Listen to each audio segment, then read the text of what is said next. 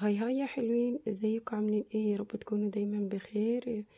النهارده حبيت اشارك معاكم الفيديو. قبل ما نبدأ حطي لايك وفعلي زر الجرس واشتركي في القناة لو انت مش مشتركة، واسعدينا بكومنت حلو من عندك بايديك الحلوين، شاركي معانا. هنا بقى نزلت، رحت بقى كان ناقصني فراخ، فرحت جبت بقى الفراخ بتاعتي. اول حاجة كنت بوريكم خلطة البريل دي اللي انا بشتريها وبعملها في البيت. المهم جبتها من نزلت بقى. فانا قبل ما انزل كان عندي شوية مواعين في الحوض وكان ناقصني صابون سائل. فرحت ايه بقى، جبت من عند الست بتاعة المنظفات الصابون السائل. فانا الخلطة دي بعملها في البيت، هي بيبقى مكتوب عليها ازاي بتتعمل. بصراحة حلوة يا بنات، جربوها وهتنفعكم. بصراحة بتعمل كمية حلوة، يعني هي مكتوب عليها ان هي بتتعمل ب6 لتر وفي نوع بيتعمل ب8 لتر، بس انا بصراحة بجيب نوع اسمه هايلوكس. بصراحة حلو وبيبقى يعني بينظف المواعين وبصراحة جميل. المهم، فطبعا انا دلوقتي مستعجلة وعايزة اعمل الفطار. فقلت ايه اما اشتري صابون من عندها بقى سايب يعني ب10 جنيه، وجبت الخلطة دي. هي بصراحة ب35، بس هي الست ادتاني ب40 جنيه. مش عارفة هي ضحكت عليا ولا ايه، بس يلا مش مشكلة. فقلت يلا عشان انجز نفسي اغسل شوية المواعين دول لحد ما اخلص، وبعدين ابقى اعمل الخلطة بتاعت البريل دي براحتي يعني في البيت بصابون السائل. بس فغسلت شوية المواعين بتوعي كده ونضفت الحوض وبدأت ايه، اخدت الفراخ. حتى هو لسه انا لسه راجعه من بره بالعباية بتاعتي، فقلت انجز بقى. قبل ما الكلام ده كان بالظهر. اه علشان بقى اشوف هعمل ايه الفطار، لاني كنت محتاجة النهاردة ان انا اعمل فراخ محشية. فهنضف الفراخ كده، بشيل منها اي ريش اي بتاع، اي حاجة زيادة. بنضف بطنها من جوه كويس. الحتة بتاعة الضفر دي اللي في الجناح دي برضو بشيلها علشان بتعمل زفارة. برضو الحتت دي اللي بتبقى شبه الكبدة اللي بين الوركين دول، وبرضو بشيلها. هنا برضو الحتة اللي في الرقبة مكان دبح السكينة برضو بشيلها، وبنضفهم كويس قوي يعني. وبغسلهم مرة واتنين وبشطفهم كويس جدا اهو زي ما انتوا شايفين. بقى اهو خلصت الكمية انا بقى مع نفسي. بقى ايه، نضفته وهو الكيس بقى هنزله يترمي في الباسكت على طول. فشطفتهم مرة واتنين وتلاتة لحد ما اتأكدت ان هما نطفوا خالص. وبعدين دي الكبد والقوانص بتاعتهم بقى نضفتها وخلاص. هملحهم كده بشوية ملح. اي طيور اي فراخ اي اللحمة بس اللي مش بملحها، سمك فراخ لازم احط لهم ملح كويس، وانقعهم في محلول ملح من غير مية صراحة، وشوية كده من الليمون، وبسيبهم يتنقعوا كده حوالي نص ساعة. وغسلت الحوض ونضفته، شايفين السرعة. هنا بعد نص ساعة كنت غيرت هدومي وصليت الظهر وقرأت لي شوية قرآن. وبعدين قلت ايه اما اشطفهم كده علشان يتصفوا من المية بتاعتهم، يبقوا خلاص كده فل شمعة منورة زي ما انتوا شايفين. وهنا خدت الكبد والقوانص برضو شطفتها شطفة حلوة، وهشطف الطبق بتاعي وهجيب المصفى انزلهم يتصفوا عليهم كده علشان ينزلوا كل المية. طبعا انا مش هعمل الكمية دي كلها طبعا اكيد يعني. خدت اللي انا هعمل 2 واشيل 2 للمرة الجاية يعني. بس فسبت دول يتصفوا كمان كده كويس، والتانيين شلتهم في الفريزر وقت ما يعني ابقى محتاجة اطلعهم يبقوا جاهزين يعني معايا. المهم فاخدت كده الكبد والقوانص بتاعتي كده، قلت اما اقطعها علشان احشيها جوه الفراخ، لاني هعمل الفراخ دي محشية برز. احنا مش بنحب الفريك يعني، فانت احشيها زي ما انت حابة يعني. المهم قطعت الكمية بتاعتي دي كلها كده وجبت طبق حطيتهم فيه. وهنا كنت غسلت الرز بتاعي ودخلت بقى اعمل الخلطة بتاعت الرز اللي هو قطعت بصلاية صغيرة مكعبات كده ناعمة يعني صغيرة، وهشوحها كده في سمنة بلدي. رز بالمحشي للفراخ لازم سمنة بلدي، متفقين عليه يعني بصراحة.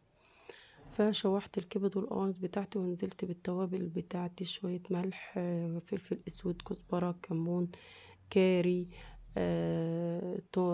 لا ما حطيتش توم باودر ولا بصل باودر، بس حطيت قرفة وجنزبيل بس كده، وملح وفلفل وكزبرة وشوية من الكاري وبهارات فراخ طبعا.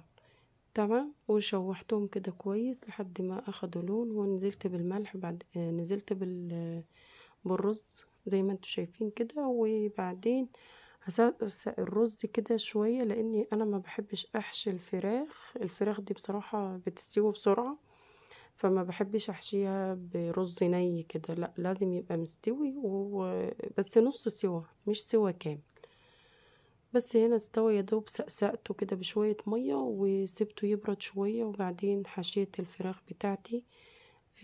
انا كنت طبعا مفرغة ما بين اللحمة ما بين الجلد لما كنت بنضفها، ودي بحشيها كده سهلة جدا يا بنات، وطعمها بيبقى تحفة تحفة تحفة بصراحة. جربوها مش هتندموا. بس كده اهو، وحشيت الرقبة دي كده من فوق، وبس كده سهلة وسريعة، وبصراحة بيبقى طعم الرز ده بالخلطة دي تحفة تحفة بصراحة يا بنات. عفوا، مش عارفة صوتي بعافية الأيام دي، أنا كنت واخدة دور جامد بصراحة، كنت بتكلم بالإشارة يعني ليا كام يوم، بس الحمد لله على كل حال. المهم بس كده. فحشيت برضو التانية نفس الفكرة، واتبقوا معايا شوية الرز دول طبعا، يعني هما مش كتير، يا دوب معلقتين بس، برضو مش هرميهم، هسويهم وناكلهم يعني جنب الفراخ وكده. بقى مش هسلقها، فقلت ايه احطها في الكيس الحراري، بصراحة بتطلع طعمها تحفة. فكان عندي الكيس ده كبير، اللي هو كيس مقاس البط، مش فراخ، هو كيس كبير بتاع البط يعني وكده، علشان يشيل معايا الفرختين. حطيتهم في الكيس وحطيتهم في الصينية زي ما انتوا شايفين كده، وخرمت الكيس علشان يطلع الهواء بتاعي، ودخلتهم على الفرن. كنت مشغله الفرن من قبلها، وسبتها بقى مع نفسها تستوي. هنا دخلنا بقى هنشوف هنعمل العصير بتاعنا ايه. هنا هنعمل عصير النهاردة، عصير جوافة، وهنحط شوية من السكر ومية، ونخلط العصير بتاعنا دردم دردم دردم زي ما انتوا شايفين. النهاردة عملتوا ايه بقى فطار انتوا؟ شاركوني معاكم كده زي ما انا بشارككم يومي، قولوا اكتبوا لي في الكومنتات ان انتوا عملتوا ايه فطار. رمضان بصراحة مميز، فبيبقى الاكلات بتاعته سبحان الله لازم تبقى مميزة. آه، ثواني كده. المهم انا كنت مقطعة شوية فراولة طبعا، البهوات طبعا طالبين يعني، فيلا بنقول معلش. فصفيت العصير بتاعي وحطيت كده الفراولة مقطعة مكعبات، وحطيتها جوه العصير، وكده جهز معايا وبقى زي الفل. هنعمل بقى صوبيا في اليوم ده. تخيلوا ان انا لما ما عملتش تمر، ابني والله العظيم يعني يدوب اكل بلحة واحدة وخلاص على كده. يا ماما ما انت بتشرب هو مش بيحب الصوبيا بس بيشرب عصير الجواف، فقلت خلاص بلاش النهارده اعمل 3 انواع زي كل مره. فقال لا، انا عايز تمر. ففعلا مرضيش يفطر يعني، على امن على الفطار و فهنعمل ايه، ربنا يهديهم. قال لي انا عايز. طب يا ماما ما انت بتشرب جوافة وطعمها حلو وبتحبها، يعني الكوكتيل اللي هو الجوافة بالفراولة وكده اللي مقطعة مكعبات. لا، يلا ربنا يهديهم، اكيد في كل بيت في حد زي كده طبعا.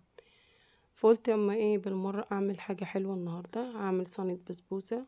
حطيت اعمل الشربات، حطيت كوباية ونص من المية، كوباية ونص من السكر، عصرة ليمونة، عليهم معلقة عسل جلوكوز، وحطيتهم على النار يعيشوا الحياة مع نفسهم. هنا جبت كيس البسبوسة،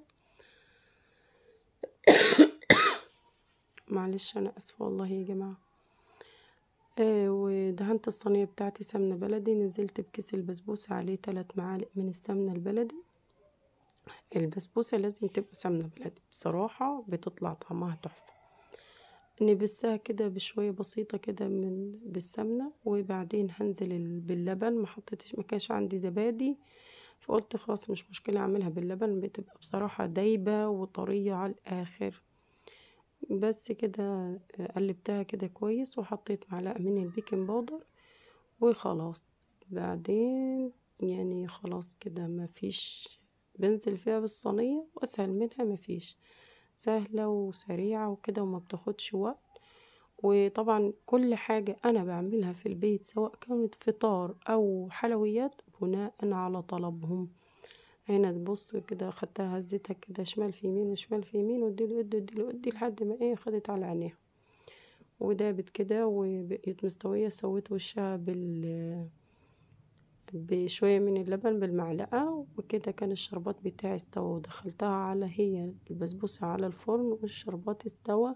حطيت له كيس من الفانيليا، وبعدين كده ايه تمام.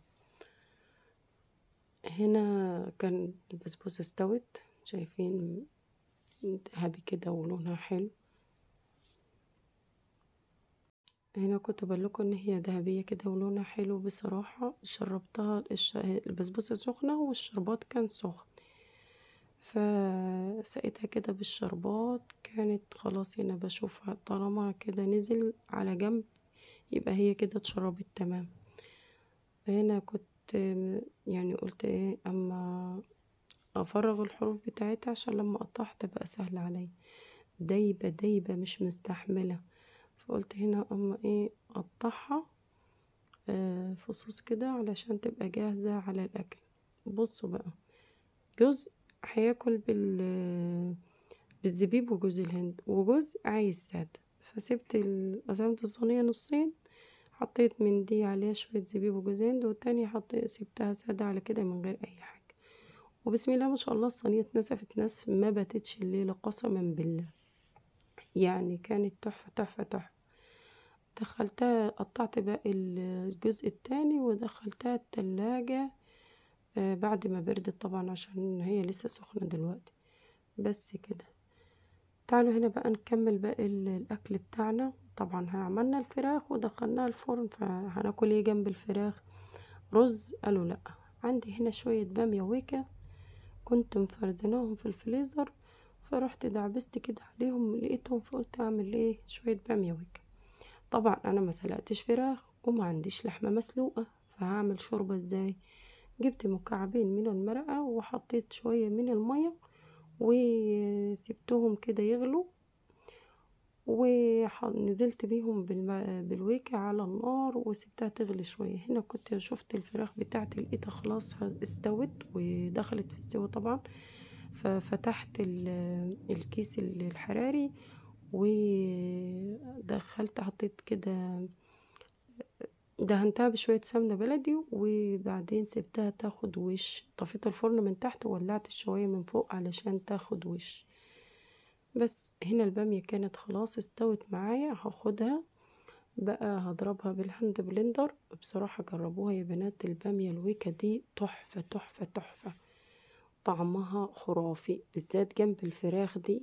انا الفراخ المحشية يا اما بامية ويكا يا اما ملوخية ناشفة يا اما ملوخية خضراء، بس ما بعملش اي حاجة.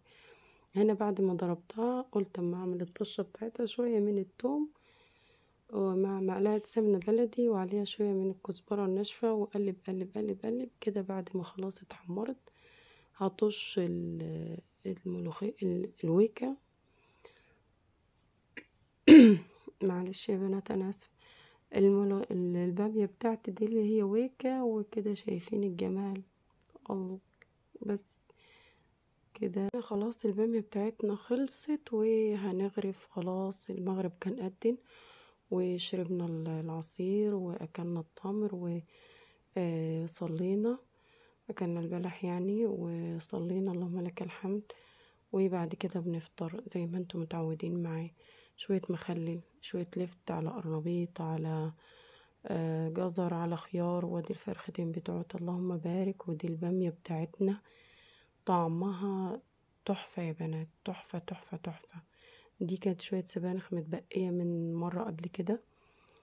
وهنا الرغيف الشمسي طبعا، يا ما اقولكوش اكاد من فرط جمالي اذوب.